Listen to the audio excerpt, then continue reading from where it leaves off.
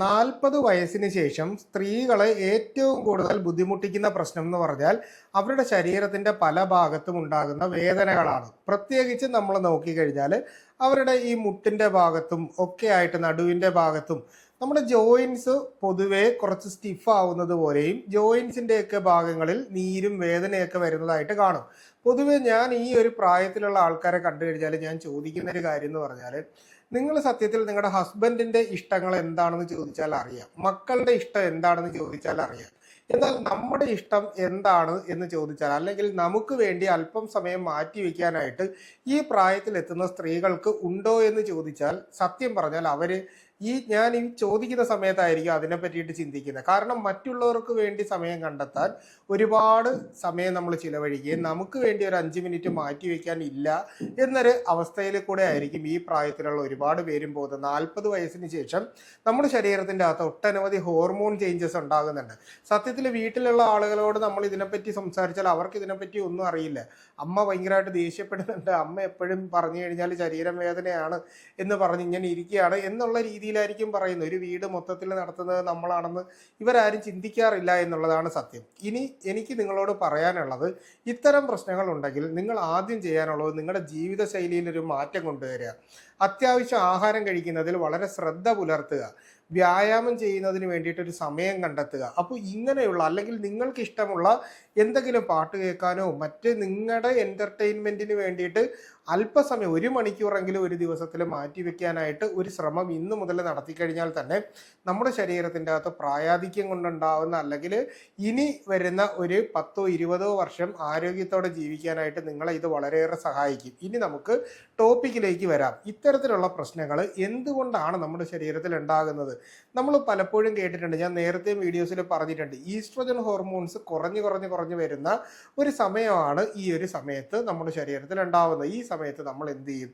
ഡയറ്റിൽ വലിയ ശ്രദ്ധകളൊന്നും കാണത്തില്ല. മക്കളുടെ ഇഷ്ടത്തിനനുസരിച്ചും ഹസ്ബൻഡിൻ്റെ ഇഷ്ടത്തിനനുസരിച്ചും കുക്ക് ചെയ്ത് തുടങ്ങി അങ്ങനെ ജീവിക്കുന്ന ഒരു സമയമാണ്. മക്കൾക്ക് അത്യാവശ്യം മധുരമുള്ള ആഹാരങ്ങളും ഉപ്പ് ചേർന്നിട്ടുള്ള ആഹാരങ്ങളും പുറത്തു നിന്നുള്ള ബേക്കറി ഐറ്റംസും അതുപോലെ തന്നെ ഫാസ്റ്റ് ഫുഡും ഒക്കെ ഇഷ്ടപ്പെട്ടു വരുന്ന ഒരു സമയം കൂടിയാണ് ഈ ഒരു പീരീഡ് എന്ന് പറയുന്നത്. അപ്പോൾ നമ്മൾ എന്ത് ചെയ്യും? കുട്ടികളുടെ ആഗ്രഹത്തിന് വേണ്ടിയിട്ട് ആ ഒരു രീതിയിൽ കുക്ക് ചെയ്യാനോ അല്ലെങ്കിൽ പുറത്തു നിന്ന് ആഹാരങ്ങൾ വാങ്ങി കഴിക്കാനോ തുടങ്ങും. അപ്പോൾ അമിതമായിട്ട് ഉപ്പ് ചേർന്നിട്ടുള്ള ആഹാരങ്ങൾ നമ്മൾ ഈ ഒരു സമയത്ത് കഴിക്കുകയാണെങ്കിൽ, അതായത് പൊതുവേ നമ്മളിപ്പോൾ ഉണക്കമീൻ കഴിക്കുന്ന ഒരു രീതി കാണും, ലെയ്സ് പോലെ പൊരിച്ചെടുത്തിട്ടുള്ള ബേക്കറി ഫുഡുകൾ കഴിക്കുന്ന ആൾക്കാർ കാണും, പപ്പാടം കഴിക്കുന്ന ആൾക്കാർ കാണും, അച്ചാർ കഴിക്കുന്ന ആൾക്കാർ കാണും. അപ്പോൾ ഇങ്ങനെ ഉപ്പ് കൂടുതലായിട്ടുള്ള ആഹാരങ്ങൾ പരമാവധി നമ്മൾ ഈ ഒരു സമയത്ത് അങ്ങ് ഒഴിവാക്കുക. കഴിക്കരുതെന്നല്ല ഞാൻ പറയുന്നത്, ഒന്നും ഞാൻ കഴിക്കരുതെന്ന് പറയാറില്ല.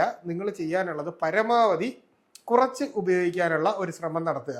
ഇനി രണ്ടാമതായിട്ട് നമ്മൾ ചെയ്യാനുള്ളതെന്ന് പറഞ്ഞാൽ, നമ്മുടെ മധുരം കഴിക്കുന്നതിൻ്റെ അളവ് പരമാവധി കുറയ്ക്കുക. അതായത് ബേക്കറിയിൽ നിന്ന് വാങ്ങുന്ന ഒട്ടനവധി മധുരമുള്ള സാധനങ്ങൾ കാണും, കോഫി ചായ അമിതമായിട്ട് കുടിക്കുന്ന ആൾക്കാർ കാണും. അതായത് ഒരു ദിവസം 5, 6, 7, 10 ചായയും കോഫിയും കുടിക്കുന്ന ആൾക്കാരെ എനിക്കറിയാം. അപ്പോൾ ആ രീതിയിൽ കഴിക്കുന്ന സ്വഭാവം ഉണ്ടെങ്കിൽ അത് പൂർണ്ണമായിട്ട് നിങ്ങൾ നിർത്തുക. അതുപോലെ തന്നെ പെപ്സി, കൊക്കക്കോള മുതലായിട്ടുള്ള ശീതള പാനീയങ്ങൾ വാങ്ങി കുടിക്കുന്ന ആൾക്കാർ കാണും. അപ്പോൾ ഈ ഒരു രീതി നിങ്ങൾ പരമാവധി ഒഴിവാക്കുക. നമ്മുടെ നാട്ടിൽ ഇന്ന് കിട്ടുന്ന ആഹാരങ്ങളിൽ ഏറ്റവും വലിയ പ്രശ്നം എന്ന് പറഞ്ഞാൽ ഇതൊക്കെ പ്രോസസ്സ് ചെയ്തെടുക്കുന്ന ഫുഡുകളാണ്. അതിനോടൊപ്പം തന്നെ ഇതിൻ്റെ അകത്തൊക്കെ വലിയ അളവിൽ പ്രിസർവേറ്റീവ്സ് ചേർക്കുന്നുണ്ട്. ഈ പ്രിസർവേറ്റീവ്സ് പലപ്പോഴും നമ്മുടെ ശരീരത്തിൻ്റെ എല്ലുകൾക്ക് ഉള്ള തേയ്മാനം, അല്ലെങ്കിൽ എല്ലിൻ്റെ ഡെൻസിറ്റി, അകത്തുള്ള ഒരു കട്ടിയുണ്ടല്ലോ, അത് കുറയ്ക്കുന്നതിന് കാരണം, അതായത് ഓസ്റ്റിയോപോറോസിസ് എന്ന് പറയുന്ന ഓസ്റ്റിയോ ആർത്രൈറ്റിസ് ഒക്കെ പിന്നെ ആവും, അതായത് മുട്ട് തേയ്മാനമൊക്കെ പിന്നെ ആവും.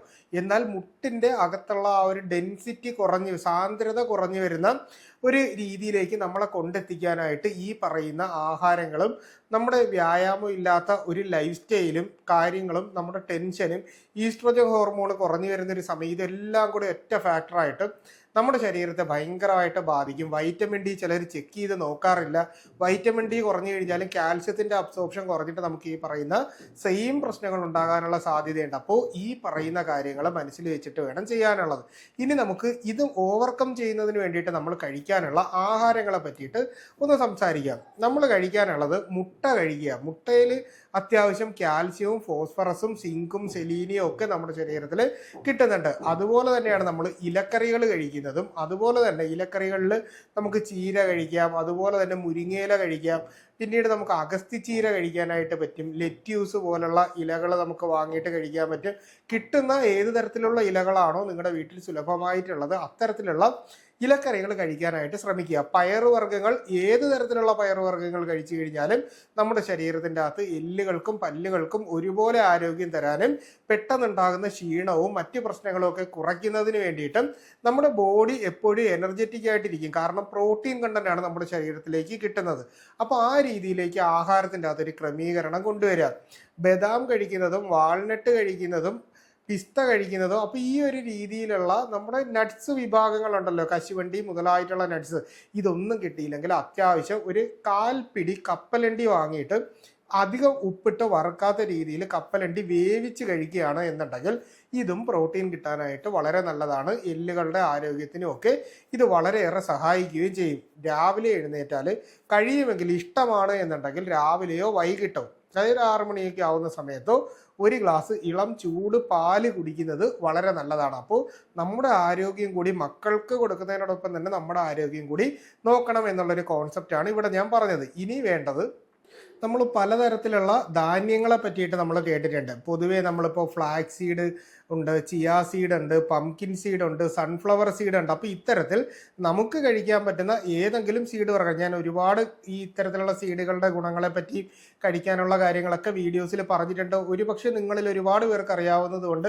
അതിനെപ്പറ്റി അധികം പറയുന്നില്ല. നിങ്ങൾ ആ ഒരു രീതിയിൽ ഇത്തരത്തിലുള്ള സീഡ് വർഗ്ഗങ്ങൾ കഴിക്കുന്നത് വളരെ നല്ലതാണ്. ഒമേഗ 3 ഫാറ്റി ആസിഡ് നമ്മുടെ ശരീരത്തിൻ്റെ അകത്തുള്ള എല്ലുകളുടെയും പല്ലുകളുടെയും ആരോഗ്യം ഒരുപോലെ സംരക്ഷിക്കുന്നതും ജോയിന്റുകളിൽ ഉണ്ടാവുന്ന ഇൻഫ്ലമേഷൻസ് കുറയുന്നതിന് വേണ്ടിയിട്ട് നീർക്കെട്ടുകളും മറ്റുമൊക്കെ ഒഴിവാക്കിയതിന് ശേഷം നല്ല ആരോഗ്യത്തോടെയും ഉന്മേഷത്തോടെയും ജീവിതം മുന്നോട്ട് കൊണ്ടുപോകാൻ വളരെയേറെ സഹായിക്കും. അപ്പോൾ അതുകൊണ്ട് തന്നെ ഒമേഗ 3 ഫാറ്റി ആസിഡുള്ള മത്സ്യങ്ങൾ നമുക്ക് കഴിക്കാം. അതുപോലെ തന്നെ ഈ ചിയാ സീഡും ഫ്ലാക്സ് സീഡും പംകിൻ സീഡ്, ഇതിൻ്റെ അകത്തെല്ലാം ഈ പറയുന്ന രീതിയിൽ ഒമേഗ 3 ഫാറ്റി ആസിഡുകൾ ഉള്ളത് കൊണ്ട് തന്നെ വെജിറ്റേറിയൻ ആണെങ്കിലും നിങ്ങൾക്ക് ഈ പറയുന്ന രീതിയിൽ കഴിക്കാനായിട്ട് സാധിക്കുന്നതാണ്. കൃത്യമായിട്ട് നിങ്ങൾ ദിവസവും 1 മണിക്കൂർ സമയം മാറ്റി വെച്ച് വ്യായാമവും ചെയ്യുക. അതുപോലെ തന്നെ ഒരു 2-3 ദിവസം ഇടവിട്ട ദിവസങ്ങളിൽ മാനസിക സമ്മർദ്ദം അകറ്റുന്നതിന് വേണ്ടിയിട്ട് യോഗ പ്രാക്ടീസ് ചെയ്യേണ്ടത് വളരെ അത്യാവശ്യമാണ്. ദിവസവും 3 ലിറ്റർ വെള്ളം കുടിക്കാനായിട്ടുള്ള ഒരു സമയം നിങ്ങൾ തീർച്ചയായിട്ടും കണ്ടെത്തണം. അതുപോലെ തന്നെയാണ്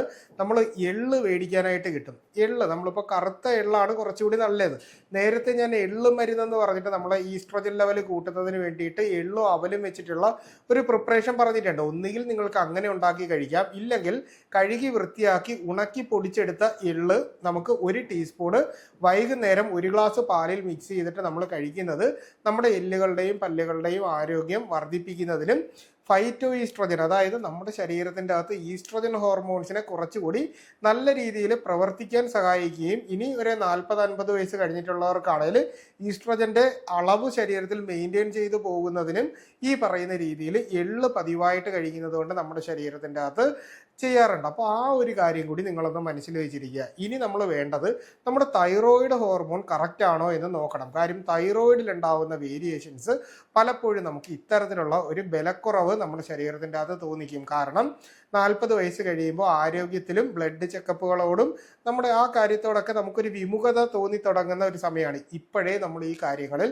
കുറച്ച് ശ്രദ്ധ പുലർത്തി നമ്മുടെ ആഹാരവും ഞാൻ പറഞ്ഞ രീതിയിലുള്ള ഡയറ്റുകളും വ്യായാമവും ചെയ്ത് നിങ്ങൾക്ക് വേണ്ടി ദിവസവും 1-2 മണിക്കൂർ കണ്ടെത്തുന്നതിന് വേണ്ടിയിട്ട് ഉള്ള സമയം കൂടി കണ്ടെത്തിയാൽ നിങ്ങൾക്ക് ഇത്തരത്തിലുള്ള പ്രശ്നങ്ങളിൽ നിന്ന് പെട്ടെന്ന് തന്നെ ഒരു മാറ്റം കൊണ്ടുവന്നതിന് ശേഷം നിങ്ങൾക്കൊരു 65-70 വയസ്സ് വരെ നല്ല ആരോഗ്യത്തോടെ നിങ്ങളുടെ ശരീരം മുന്നോട്ട് കൊണ്ടുപോകാം. നമ്മൾ ഈ 40 വയസ്സിൽ ശ്രദ്ധ കുറഞ്ഞാൽ 50 വയസ്സ് മുതൽ നമ്മൾ മരുന്നുകൾക്ക് അടിമയായി മാറുന്ന ഒരു രീതിയാണ് കണ്ടുവരുന്നത്. അപ്പോൾ അതുകൊണ്ട് ഈ കാര്യങ്ങൾ ഒഴിവാക്കിക്കൊണ്ട് ജീവിതം മുന്നോട്ട് പോവുക എന്ന് പറഞ്ഞുകൊണ്ട് ഇന്നത്തെ എപ്പിസോഡ് ഞാൻ നിർത്തുകയാണ്. എന്തെങ്കിലും സംശയങ്ങളുണ്ടെങ്കിൽ കമൻ്റായിട്ട് ചോദിച്ചോളൂ. കൃത്യമായിട്ടുള്ള റിപ്ലൈ നിങ്ങൾക്ക് കിട്ടുന്നതായിരിക്കും. ഇത്തരത്തിലുള്ള പുതിയ അറിവുകളായിട്ട് നമുക്ക് വീണ്ടും മറ്റൊരു അവസരത്തിൽ കണ്ടുമുട്ടാം. അതുവരെ എല്ലാവർക്കും ഗുഡ് ബൈ.